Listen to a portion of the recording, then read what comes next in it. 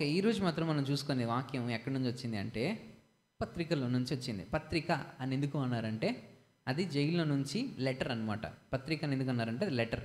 ఈ లెటరు ఎవరు రాశారని మనం చాలా రోజుల నుంచి మనం ఏమనుకుంటుంటామంటే ఈ లెటరు అంటే ఆ పేరు చదివిన వెంటనే మనం ఏమనుకుంటే యేసే శిష్యులని ఒక ఆయన రాశారేమో అని చెప్పి అనుకుంటాం కదా. సో ఇప్పుడు మనం చూసుకుంటే ఆయన రాసిన వ్యక్తి ఎవరు అంటే ఈ పత్రిక రాశారు. ఈ పత్రిక పర్టికులర్గా యూదులకు, అంటే యూదులు ఎవరైతే ఉన్నారో దేవునిలోని విశ్వాసంలోని బలపడాలి, విశ్వాసంలో బలపడాలి అనే ఉద్దేశంతో ఈ పత్రిక రాయడం జరిగింది. ఈ పత్రిక ఎవరు ఎవరు ఏ పత్రిక అంటే యాకోబు రాసిన పత్రిక. ఎవరు? యాకోబు రాసిన పత్రిక. ఈ యాకోబు రాసిన పత్రికని ఈరోజు జనరలైజ్డ్గా అంటే ఇంట్రడక్షన్ ఇస్తారనమాట. అంటే ఎక్కువ డెప్త్కి వెళ్లకుండా ఇంట్రడక్షన్ పైన మనం చూసుకుందాం. అసలు ఈ పత్రిక ఎవరు రాశారు, మనం ఎవరు రాశారు అనుకుంటున్నాం? యేసు శిష్యుల్లో ఒకరు యాకోబుడమన్నా ఆయన రాశారని చెప్పి మనం అనుకుంటాం కదా. అది రాసింది యాకోబు, యేసు శిష్యుల్లో ఒక శిష్యుడు కాదనమాట. ఇది రాసింది ఎవరంటే యేసయ్య తమ్ముడు ఉన్నారు కదా. యేసయ్యకి సీమోను, తర్వాత యోహాను, తర్వాత యాకోబు, జేమ్స్ జాన్ యేసయ్య తమ్ముళ్ళు ఉన్నారు అనమాట.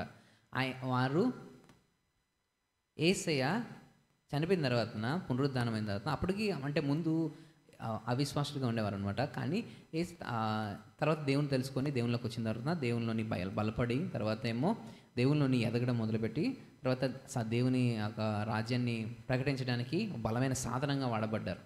ఎవరంటే యాకోబు. ఈ జేమ్స్ అనే యాకోబు, జాకోబు కాదు, జేమ్స్. ఈ జేమ్స్ ఎవరు అంటే ఎవరు? తమ్ముడు. ఆ తమ్ముళ్ళు ఒక ఆయన అనమాట. ఆయన రాసిన ఈ లెటర్ ఎవరికి రాస్తున్నారంటే యూదుల్లోని ఎవరైతే క్రీస్తులను ఎదుగుతున్న వాళ్ళకి ఈ లెటర్ అనేది రాస్తున్నారు. ఇప్పుడు క్రీస్తు పూర్వం 40వ శతాబ్దంలోనే ఆ టైంలోని ఇది రాయడం జరిగింది అని చెప్పి చదువుతున్నారు అనమాట. సో ఇక్కడ ఈ యాకోబు రాసిన పత్రికలో ఎన్ని అధ్యాయాలు ఉన్నాయండి? చూస్తే కనుక గుర్తురాదా మనకి? మిగతా పత్రికలని చూసుకుంటే మిగతా పత్రికలతో పోల్చుకుంటే ఈ పత్రిక, యాకోబు రాసిన పత్రిక చాలా ఈజీగా మనుషులకి అర్థమయ్యేది ఉంటుంది. మిగతా పత్రికలు అర్థమవడానికి కష్టం, కానీ చేయడం ఈజీనే. కానీ యాకోబు రాసిన పత్రిక అర్థమవడానికి ఈజీగా ఉంటుంది, చేయడం కష్టం. మిగతా పత్రికలు ఎలా అంటే అర్థమవడానికి కష్టంగా ఉంటాయి, ఎలాగ అర్థం కాదు కాబట్టి ఏం చేస్తానని చెప్పి ఊరుకుంటాం. కానీ ఈ పత్రికకు వచ్చేటప్పటికి అది ఎలా ఉంటుందంటే అర్థమవడము ఈజీ, కానీ పాటించడం కష్టంగా ఉంటుంది. ఈ పత్రికలు ఉన్నాయి కదా, 1వ అధ్యాయము, 2వ అధ్యాయము, 3వ అధ్యాయము, 4వ అధ్యాయము, 5వ అధ్యాయము. ఈ 5 అధ్యాయాలు ఉన్నాయి కదా. ఈ 5 అధ్యాయాలు 5 భాగాల కింద విభజించారనమాట. ఈ 5 భాగాల్లోనే అంటే ఒక్కొక్క అధ్యాయము ఒక్కొక్క పార్ట్ గురించి మాట్లాడుతుంది. మన యొక్క స్పిరిచువల్ లైఫ్ గురించి, మన యొక్క స్పిరిచువల్ లైఫ్ అంటే ఆత్మీయ జీవితం గురించి. అంటే మనం ఎలా ఎదగాలి అంటే ఇప్పుడు నూతనంగా మనము దేవునిలోని విశ్వాసులుగా వచ్చాము, లేకపోతే నూతనంగా మనము ఏమయ్యామంటే అంటే బాప్తిసం తీసుకొని క్రీస్తులోకి వచ్చాము కదా.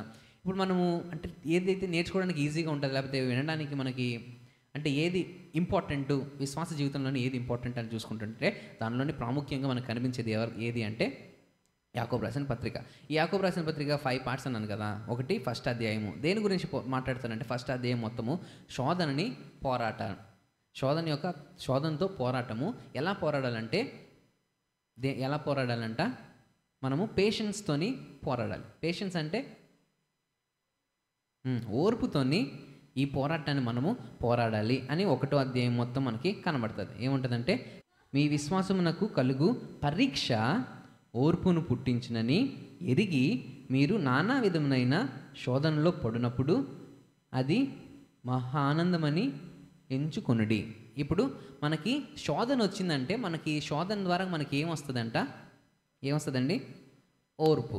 సో శోధన ద్వారాగా మనకు వచ్చేది ఏంటి అంటే ఓర్పు. అంటే మనకి ఓర్పు, దేవుడు మనలో ఓర్పుని పెంచాలి. మనం దేవుని అడుగుదాం, దేవా నాలోని ప్రేమ కావాలి, నాలో సంతోషం, నాలో ఓర్పు, నాకు దీర్ఘశాంతం కావాలని కోరుకుంటాం కదా.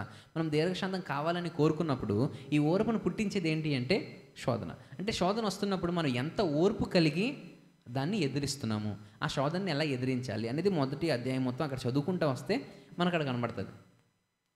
అక్కడ 2వ అధ్యాయంకి వచ్చేటప్పటికి ఈ శోధన మనం జయిస్తున్నాం కదా. ఇప్పుడు మన విశ్వాసము ఎలా ఉండాలి, మనము పోరాటం తర్వాత మన విశ్వాసం అనేది ఎలా ఉండాలి అనేది ఇక్కడ మనము 2వ అధ్యాయంలో కనిపిస్తుంది అనమాట. అక్కడ విశ్వాసము అతని క్రియలతో కూడి కార్యసిద్ధి కలుగజేసని, క్రియల మూలముగా అతని విశ్వాసము పరిపూర్ణమైనదనియు గ్రహించుచున్నావు కదా. అంటే అక్కడ మొత్తం చెప్పుకుంటూ వస్తారనమాట. ఏంటి అంటే మనము పోరాడిన తర్వాత ఈ పోరాటము మన యొక్క విశ్వాసము పరిపూర్ణం అవ్వాలంటే ఏమవ్వాలి, అది డెవలప్ అవ్వాలి. మనము పోరాడుతూనే ఉన్నాం కానీ డెవలప్మెంట్ మనలో లేదనుకోండి, అంటే నేను ఎదుగుదల లేదనుకోండి, పోరాడుతూనే ఉన్నాం, ఇంక జీవితాంతం పోరాడుతూనే ఉంటామా, ఎదుగుదల ఉందా అంటే ఇక్కడ ఎదుగుదల, మనం ఎదగాలి, మన విశ్వాస జీవితంలో మనము ముందుకు వెళ్ళాలి, విశ్వాస జీవితంలో మనము ఎలా ఎదుర్కోవాలి అనేది మనం అక్కడ చూస్తాం. మూడోది మెయిన్ మాట గురించి మాట్లాడుతుంది. దేని గురించి అంటే ఒక మనిషిని బ్రతికించడానికి కానీ, ఒక మనిషిని చంపేయడానికి కానీ, ఒక మనిషిని బ్రతికించడానికి కానీ, ఒక మనిషిని చంపేయడానికి కానీ మీ దగ్గర ఒక విలువైన దేవుడు మీకు ఇచ్చిన ఒకటి ఉంది, దాన్ని మీరు జాగ్రత్తగా కాపాడుకోవాలి అని ఉంటుంది. ఏంటి అంటే అది మన నాలుక అంట. ఏంటండి, మన నాలుక. అక్కడ చదివితే 3వ అధ్యాయం మొత్తం ఏ విషయంలో ఉంటుందంటే మన నోటి మాట, మన నాలుక, నోటి నుంచి వచ్చే మాట అనమాట. అక్కడ 2వ వచనం చూడండి. అనేక విషయంలో మనమందరము తప్పిపోచున్నాము, ఎవడైనను మాట యందు తప్పిన యెడల అట్టివాడు లోపము లేనివాడై తన, చదవండి, మిక్కిలి చిన్నదగు చుక్కాని చేత త్రిప్పబడను. అక్కడ మొత్తం చెప్తున్నారు ఏంటంటే ఒక మనిషి బాడీ మొత్తం ఉన్న ఆ మనిషి బాడీని మొత్తం, లేకపోతే ఒక మనిషిని మొత్తాన్ని మార్చగలిగే ఒక శక్తి ఏదైతే ఉంది ఏంటి అంటే మన నోటి మాట అని గురించి చెప్పుకుంటూ వస్తారనమాట. అంటే చిన్నదైనా అది చాలా చిన్నది అవ్వచ్చు, మహా అయితే ఇంత సైజు ఉండొచ్చు, అంటే ఒక 10 సెంటీమీటర్స్, 5 సెంటీమీటర్స్ ఉండొచ్చు అనమాట. అంత టంగ్ ఏం చేస్తుంది అంటే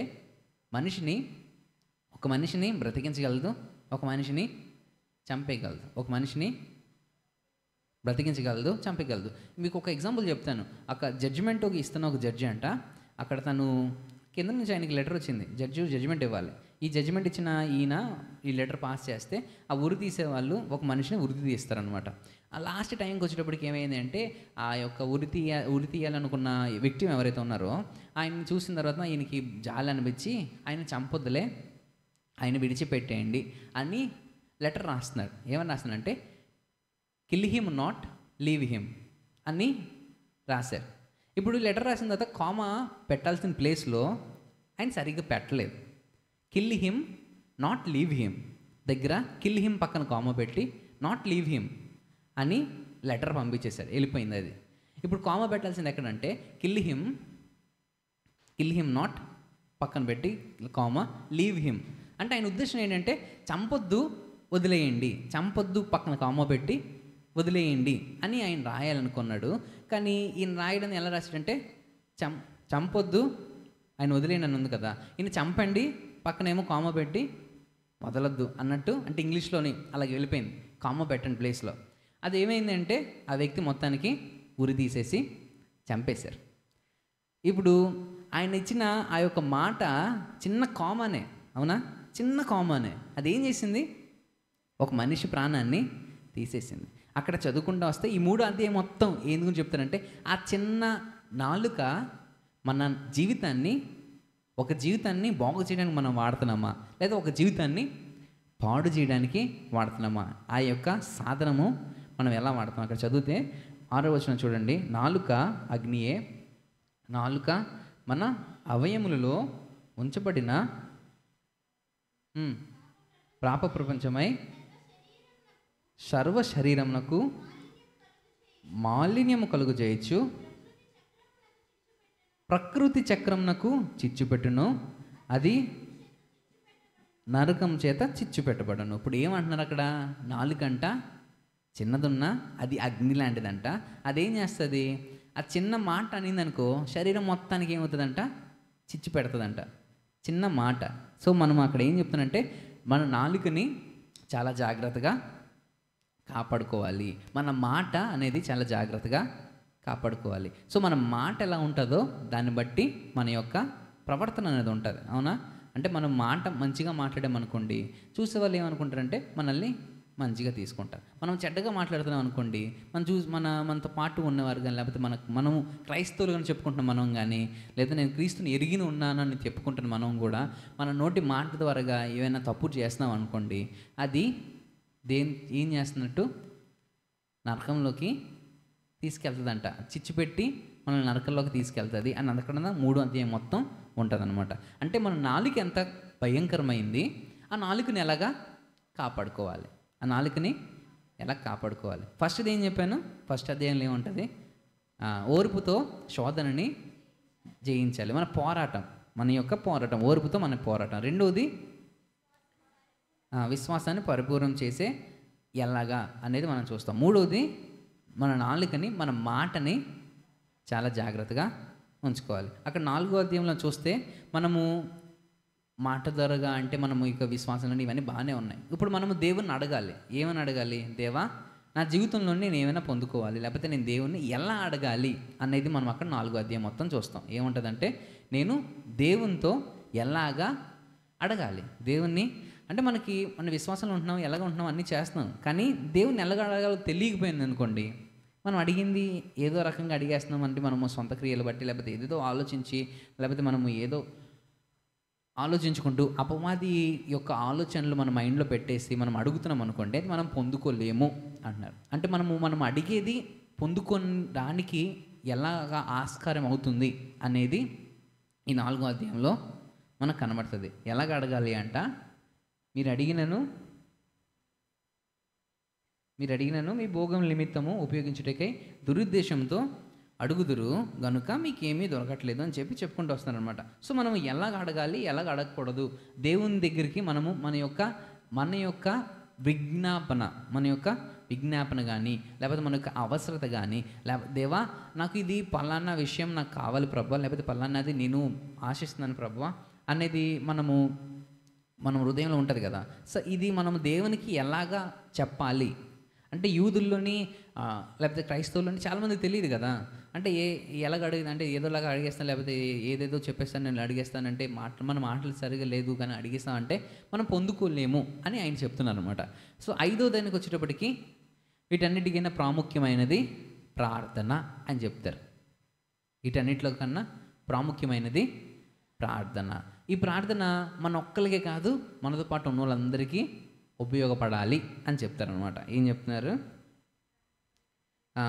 అక్కడ, ప్రార్థన నా ఒక్కడికే కాదు ప్రతి ఒక్కరికి ఉపయోగపడాలి అని చెప్పేటట్టుగా మన ప్రార్థన ఉండాలి అని చెప్పి మనం చదువుతామన్నమాట. సరేనా?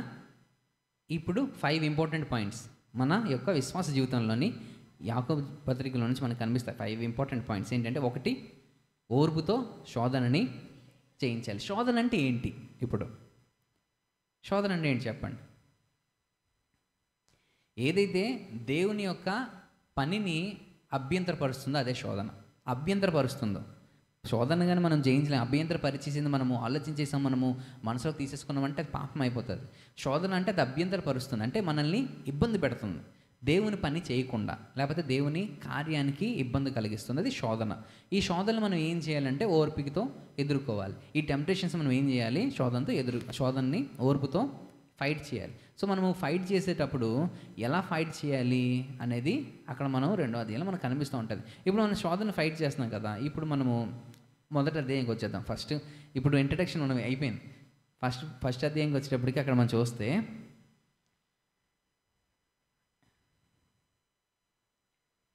13వ వచనంలో దేవుడు కీడు విషయమై శోధింపనేరడు, ఆయన ఎవరిని శోధింపడు గనుక ఎవడైనను శోధింపబడినప్పుడు నేను దేవుని చేత శోధించబడుచున్నానని అనకూడదు. ప్రతివాడు తన స్వక్రియమైన దురాశల చేత ఈడవబడి మొరలు కొలబడి వాడై శోధించబడును. ఏం చేస్తానంట? ఇప్పుడు శోధన ఎక్కడి నుంచి వస్తుంది? బయట నుంచి రావట్లేదు. శోధన ఎక్కడ? బయట నుంచి రావట్లేదు. శోధన ఎక్కడి నుంచి వస్తుందంట? శోధన ఎక్కడి నుంచి? గుండె నుంచి వస్తుంది. బైబిల్లోని మత్తయి సువార్త, మార్కు సువార్త, లూకా సువార్తలో అక్కడ మనకి ఒకటి కనిపిస్తుంది. ఏంటంటే పరిసయ్యులు వచ్చి యేసు శిష్యులను అడుగుతూ ఉంటారు, ఏంటి "ఆ, ఏంటయ్యా మీరు ఇన్ని బోధనలు చేస్తారు కదా, అయినా మీ శిష్యులు ఏంటి వచ్చిన వెంటనే చేతులు కడుక్కోకుండా తినేస్తున్నారు, ఏంటి ఈ మాత్రము కామన్ సెన్స్ లేదా, ఈ మాత్రం ట్రెడిషన్స్ తెలియవా, వాళ్ళకి ఈ మాత్రం జ్ఞానం లేదా" అని చెప్పి అడుగుతారనమాట. ఇప్పుడు అడిగినప్పుడు యేసయ్య ఇచ్చిన జవాబు ఏంటో తెలుసా? ఏ మనిషికి ఏది కూడా ఆయన్ని అపవిత్రపరచట్లేదు.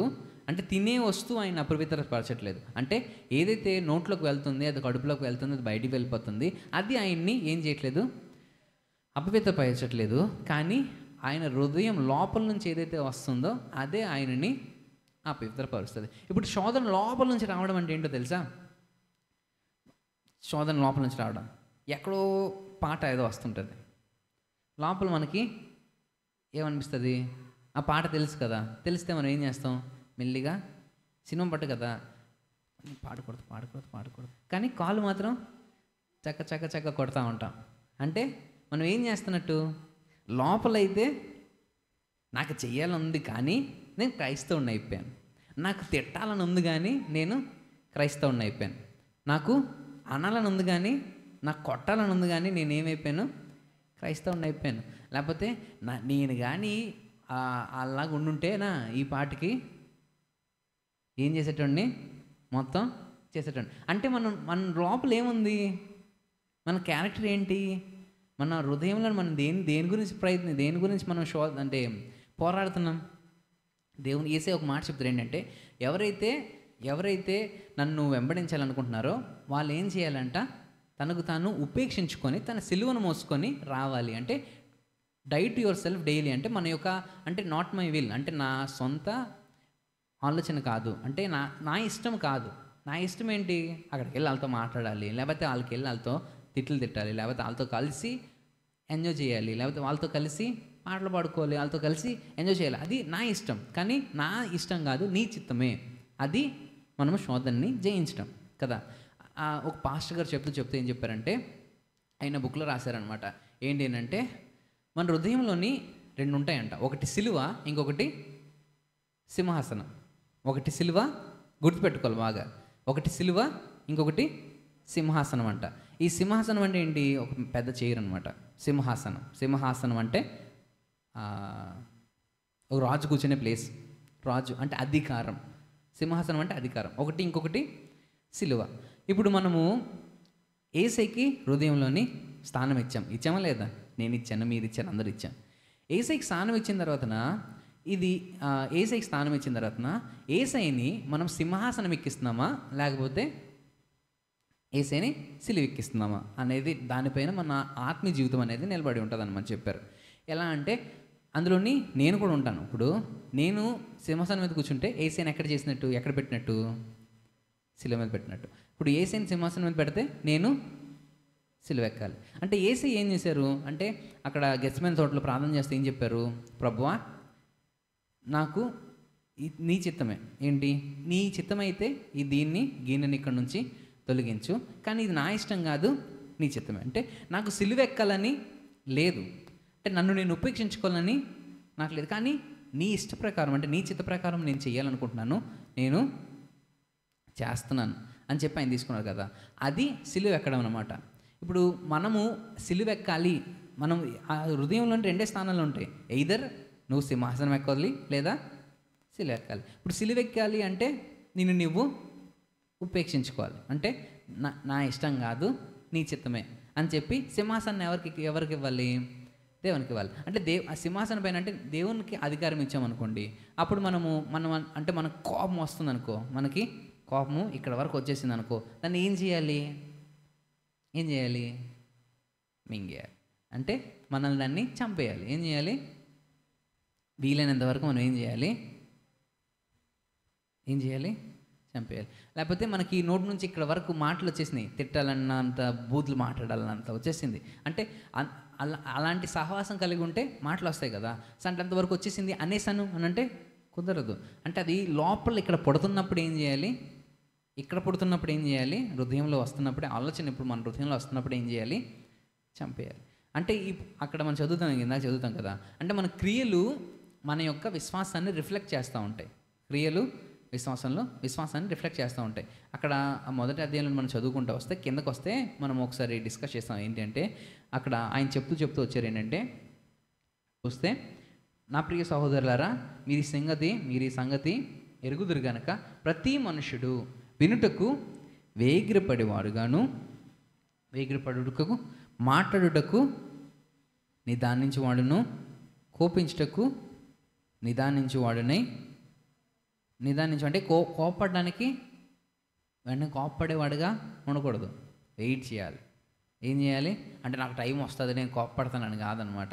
అక్కడ ఏం చెప్తానంటే కోపడడానికి మనం ముందు ఉండడం కాదు, తర్వాత మనము మాట్లాడడానికి ముందుండడం కాదు. దేనికి ముందు ఉండాలంట? వినడానికి. ఎవరి మాట వినడానికి? దేవుని మాట వినడానికి. దేవుని మాట వినడానికి అక్కడ మార్త మరియలు కూర్చున్నప్పుడు ఎవరు కూర్చున్నారు? మార్త కూర్చుంది కదా. ఎక్కడ కూర్చున్నారు? మరియా ఎక్కడ కూర్చుంది? ఆయన పాదాల దగ్గర కూర్చున్నప్పుడు యేసయ్య ఏం చెప్తున్నారు? ఆమె ఎంచుకున్న ప్లేస్ అనేది శ్రేష్టమైనది అని చెప్తారు కదా. అంటే వెరీ గుడ్, అంటే ఆ పొజిషన్ అంటే వినడానికి వేగిరపడాలి. అంటే ఏం చెప్తారా? వినడానికి వేగిరపడడం అంటే తెల్లారి పొద్దున్న లేచిన వెంటనే నేను ఎవరి మాట వినాలి? దేవుని మాట వినాలి అని ఆసక్తి కలిగి ఉండాలి. వేగిరపడి ఉండడం అంటే లెగిచిన వెంటనే నేను దేవుని మాట వినాలి. అది 2 వాక్యాలు చదువుకున్నాం అనుకోండి. దివారాత్రులు దాన్ని ధ్యానించడం అంటే ఏంటో తెలుసా? దివారాత్రం అంటే ఇప్పుడు నేను పొద్దున్న ఒక వాక్యం చదివాను అనుకో, ఆ వాక్యాన్ని నేను రోజంతా ఏం చేయాలి? ధ్యానిస్తూ ఉండాలి. అంటే దేవుడు నాతో ఏదో ఒక విషయం నన్ను మాట్లాడతాను. అంటే బైబిల్ మొత్తం చదివేసి నేను ధ్యానం చేస్తాను కాదు. అంటే ఒక వాక్యం చదివాం ఏంటి? మొదట దేవుని రాజ్యాన్ని, మొదట ఆయన రాజ్యాన్ని, నీతిని వెతకండి, మిగతావన్నీ ఆయన మీకు అనుగ్రహిస్తాడు. అంటే దాని నుంచి ఈ వాక్యం చదివాం.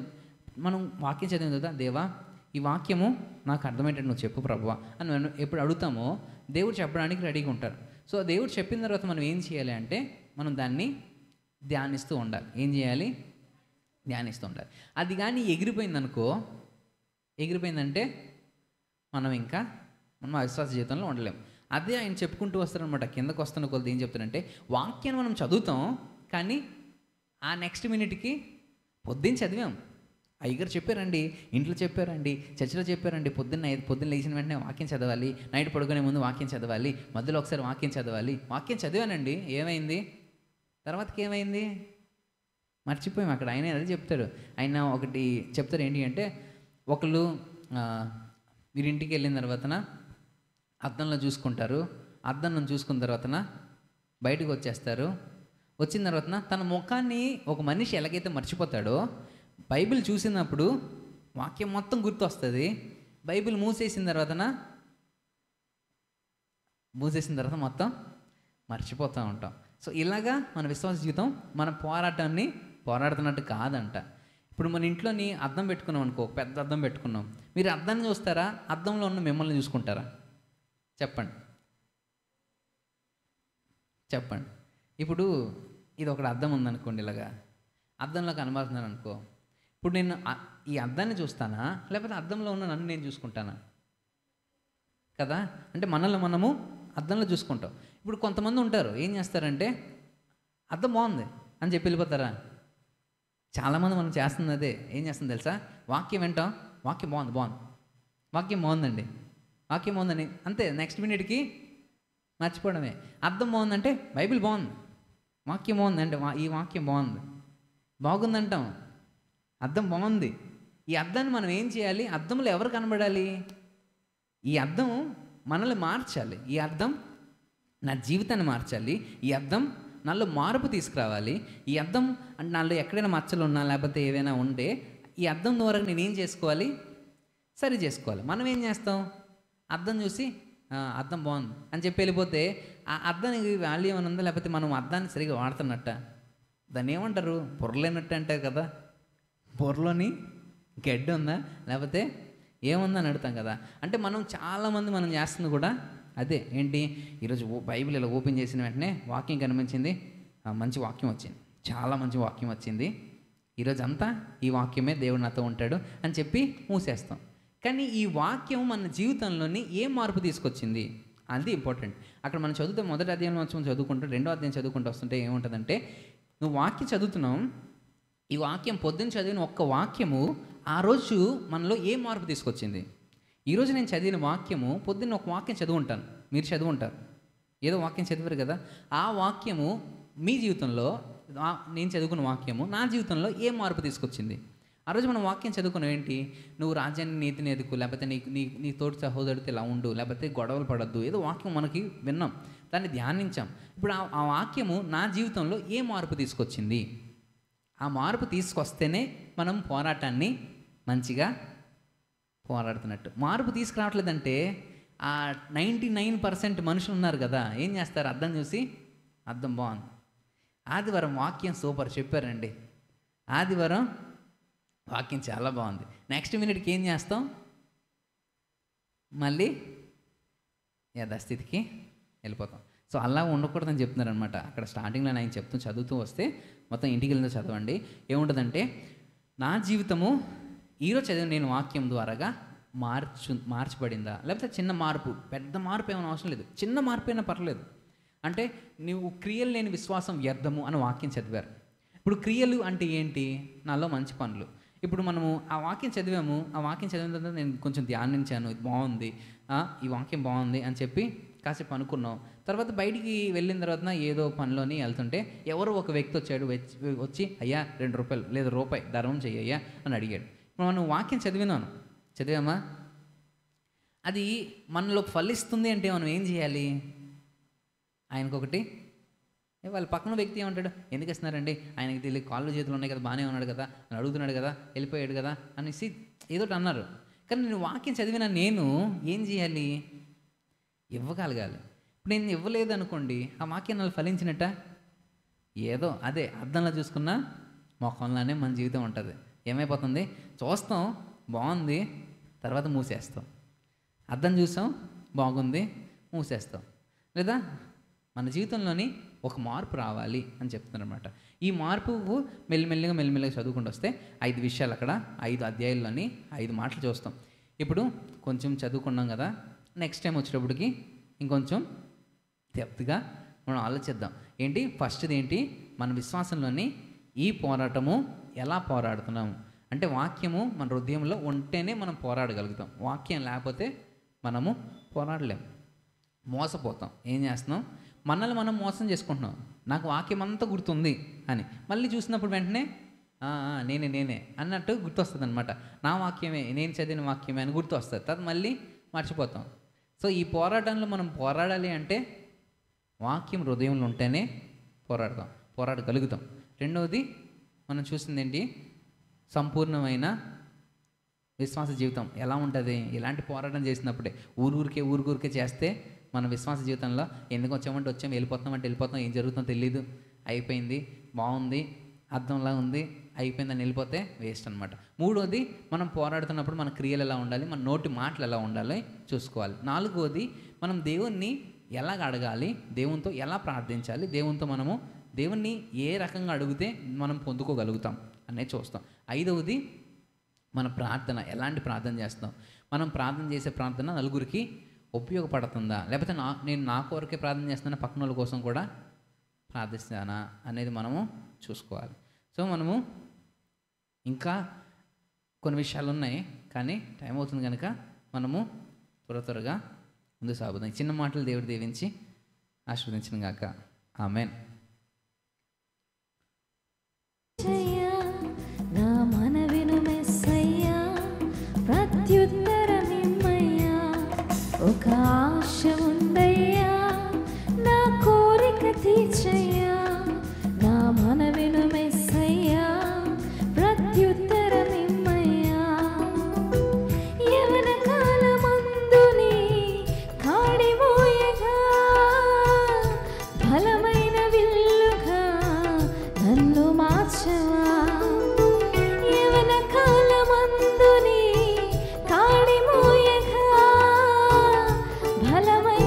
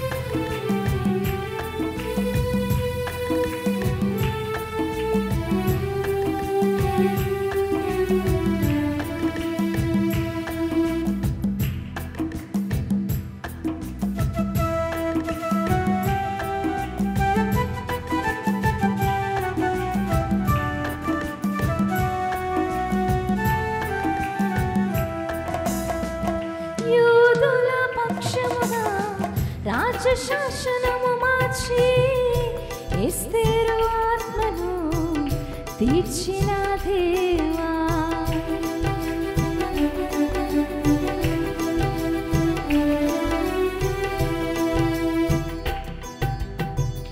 యూదుల పక్షమున రాజశాసనము మార్చి ఎస్తేరు ఆశను తీర్చిన దేవా, ఈ తరములోని మనవులను ఆలకించవా, మా దేశంలో మహారక్షణ కలుగ చేయవా, ఈ తరములో మా మనవులను ఆలకించవా, మా దేశంలో మహారక్షణ కలుగ చేయవా.